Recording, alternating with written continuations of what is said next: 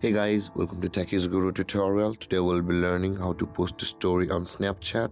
So let's dive right in. And now in order to post a story on Snapchat, first open the Snapchat app and make sure to be logged into the account on which you want to post a story.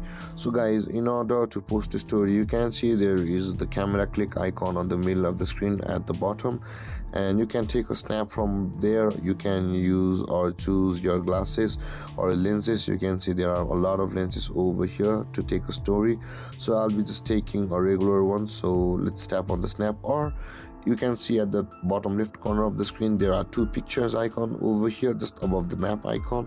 Tap on that two pictures icon, and over here you will be able to access your camera roll, the stories, my eyes only. So in order to post a story, I'll be just going to the camera roll. You can choose whatever you like, and after that tap on the picture or the snap which you want to post on your Snapchat.